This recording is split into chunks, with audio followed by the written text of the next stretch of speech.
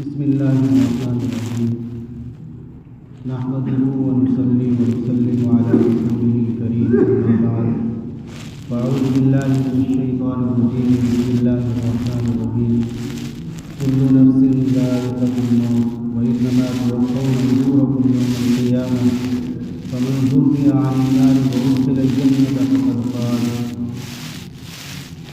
صدق الله العظيم.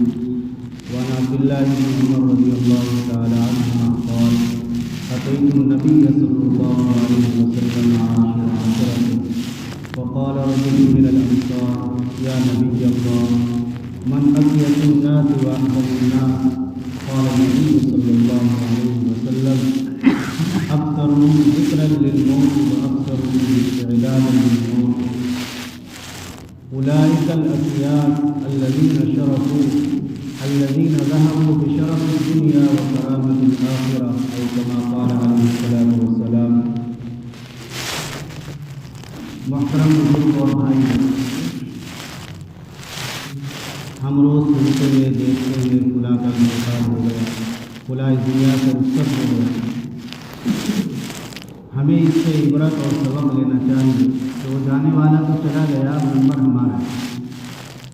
جانے والا موت کے مرحلے سے گزر چکا، حضرت اسرائیل علیہ السلام کو دیکھ چکا، اور موت کی سختی یا جوش کے ساتھ معاملہ پیش آیا ہے.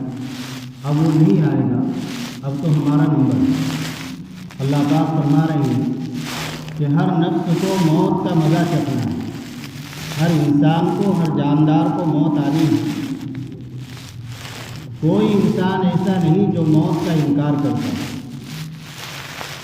بہت سے لوگ ہیں بہت سی چیزوں کا انکار کرتے ہیں، لیکن موت کا انکار کرنے والا دنیا کے اندر کوئی انسان نہیں. موت کا اقرار سب کو ہے، موت سب کو آئے.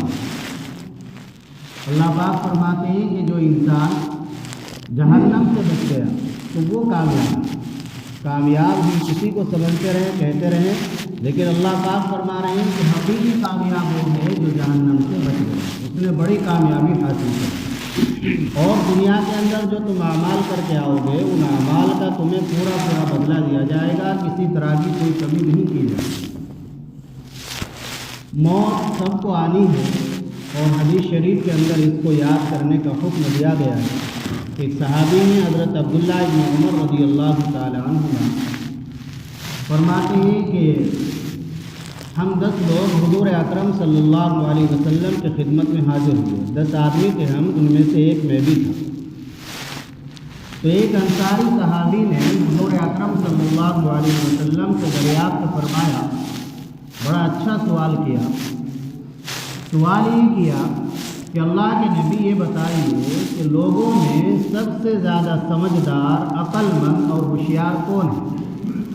من اکیس الناس و احزم الناس. لوگوں میں سب سے زیادہ عقل مند اور سب سے زیادہ ہوشیار کون ہے؟ یہ اللہ کے نبی صلی اللہ علیہ وسلم سے ایک انصاری صحابی نے مانگا. تو اللہ کے نبی صلی اللہ علیہ وسلم نے فرمایا، اکثرهم ذکرا للموت و اکثرهم استعدادا للموت. دیکھیے اللہ کے نبی صلی اللہ علیہ وسلم جو بات ارشاد فرما دے وہی حق اور سچ ہے. دنیا کچھ بھی کہتی رہے، ہر ایمان والے کے دل میں آقائے نامدار صلی اللہ علیہ وسلم کی عظمت ہے، محبت ہے. وہ اپنا سب کچھ قربان کرنے کے لیے تیار رہتا ہے اللہ کے نبی صلی اللہ علیہ وسلم پر. تو دیکھیے اللہ کے نبی صلی اللہ علیہ وسلم نے ہوشیار، عقل مند، سمجھدار کس شخص کو بتلایا. ہمیں یہ دیکھنا ہے کہ ہمارے اندر وہ چیز پائی جاتی ہے یا نہیں. اگر پائی جاتی ہے اللہ کا شکر ادا کریں کہ ہم اللہ کے نبی صلی اللہ علیہ وسلم کی نظر میں عقل مند اور ہوشیار ہیں.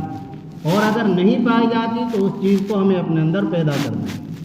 نبی پاک صلی اللہ علیہ وسلم نے فرمایا کہ سب سے زیادہ عقل مند اور ہوشیار وہ آدمی ہے جو موت کو یاد کرنے والا ہے اور موت کی تیاری کرنے والا ہے. وہ عقل مند آدمی. اور فرمایا کہ یہی عقل مند لوگ ہیں کہ جنہوں نے دنیا کی بھی عزت حاصل کی اور آخرت کی بھی عزت یہ لوگ حاصل کریں.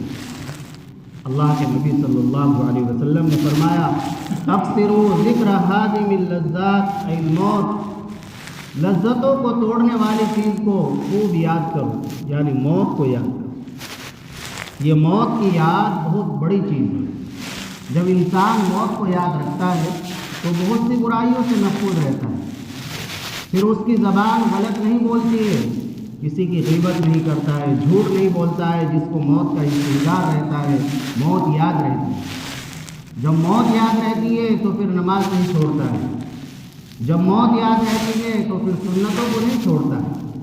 آج دیکھ لیجئے 50% مشکل سے مسلمان نماز پڑھ رہا ہے، جمعے کی نماز میں 60-70%، 80% آ جاتے ہوں گے، لیکن کیا جمعے کی نماز صرف 2 رکعت کا نام ہے؟ 2 رکعت فرض پڑھ کے چلے جاتے ہیں۔ ایک عام ماحول بنا ہوا ہے، گاؤں ہو شہر ہو، کہ بس 2 فرض پڑھے اور اس کے بعد مشکل سے 10-20% آدمی ایسے ہوتے ہیں جو سنتوں کا اہتمام کرتے ہیں۔ حالانکہ یہ سنت مؤکدہ ہے، شروع کی 4 سنتیں یہ بھی سنت مؤکدہ ہے، اور اس کے بعد 4 سنتیں، پھر 2 سنت یہ بھی مؤکدہ ہے۔ اور سنت مؤکدہ کا حکم یہ ہے کہ اگر انسان ان کو پڑھے گا تو ثواب ملے گا، نہیں پڑھے گا تو گناہ گار ہوگا۔ اب کتنی محرومی کی بات ہے کہ ہم مسجد میں آ بھی گئے، جمعے کا دن ہے جو تمام دنوں کا سردار ہے، اور پھر ہم گناہ گار ہو کر جا رہے ہیں، پھر آدھا کام کر کے جا رہے ہیں۔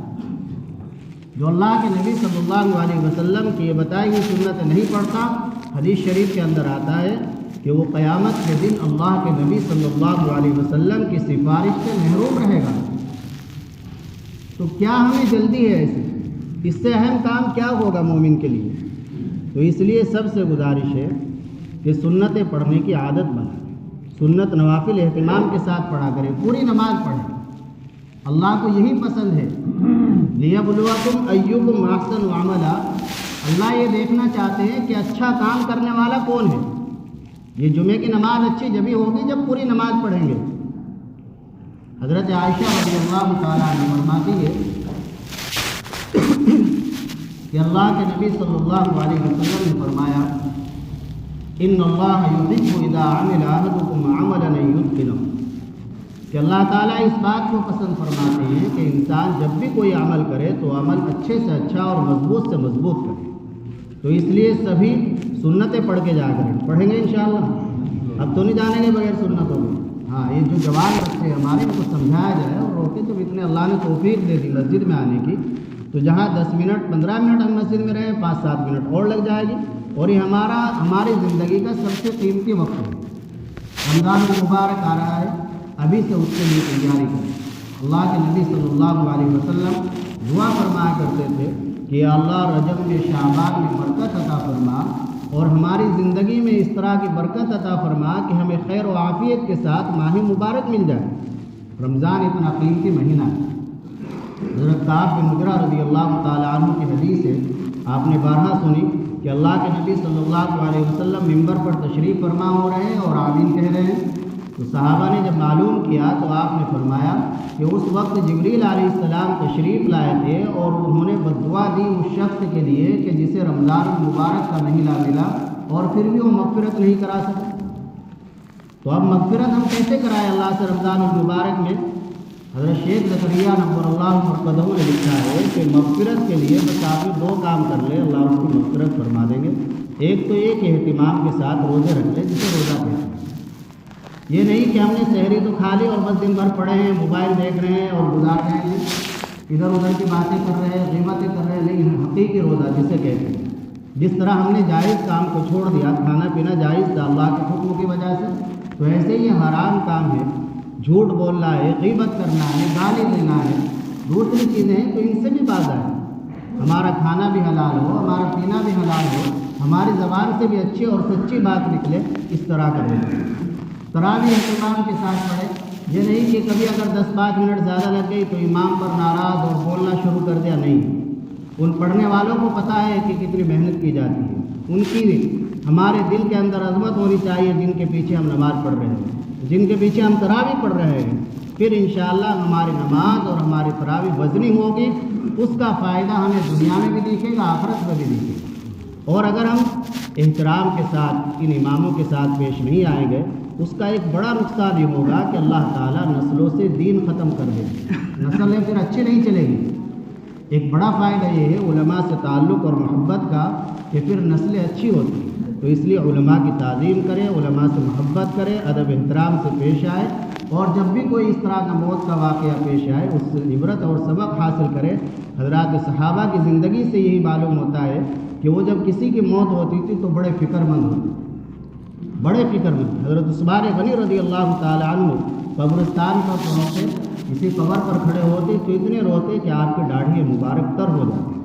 کسی نے پوچھا کہ جنت جہنم کا تذکرہ ہوتا ہے تب آپ اتنے نہیں روتے، قبر پر آپ اتنے کیوں روتے ہیں؟ تو ارشاد فرمایا کہ یہ سب سے پہلی منزل ہے، اگر یہ آسان ہو گئی تو تمام منزلیں آسان ہوں گی۔ تو ہمیں فکر ہونی چاہیے، موت کو یاد کرنا چاہیے، اور یہ سوچنا چاہیے کہ آج ان کا یہ موت کا واقعہ پیش آیا ہے، کل یہ میرے لیے بھی آنے والا ہے، آخر میں نے اس کے لیے کیا تیاری کی ہے۔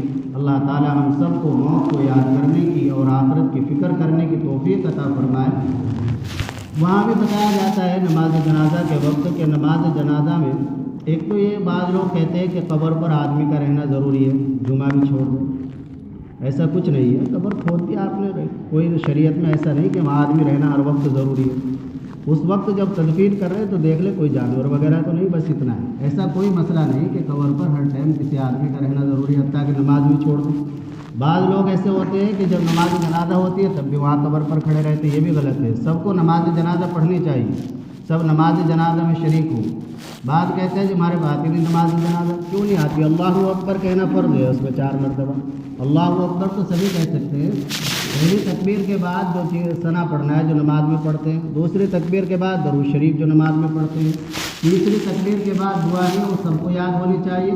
اگر آج ہمیں یاد رہی اور ہم اسی طرح لوگوں کی نماز جنازہ پڑھ رہے ہیں تو کل ہماری نماز جنازہ پڑھنے والے بھی ایسے لوگ ہوں گے جن کو دعا یاد نہیں ہوگی، بڑی پیاری دعا ہے۔ اللہم اغفر لحینا ومیتنا وشاہدنا وغائبنا وصغیرنا وکبیرنا وذکرنا وانثانا اللہم من احییتہ منا فاحیہ علی الاسلام ومن توفیتہ منا فتوفہ علی الایمان۔ یا اللہ ہمارے زندوں کی، مردوں کی، چھوٹوں کی، بڑوں کی، سبھی کی اللہ مغفرت فرما دے۔ جب تک زندہ رکھے ایمان پر زندہ رکھ، جب موت پر آئے ایمان پر موت آئے۔ کتنی اچھی دعا ہے، جن کو یاد نہیں تو تیسری تکبیر کے بعد رب اغفر رب اغفر یہ پڑھتے رہے، چوتھی تکبیر کے بعد سلام پھیر لیتے ہیں۔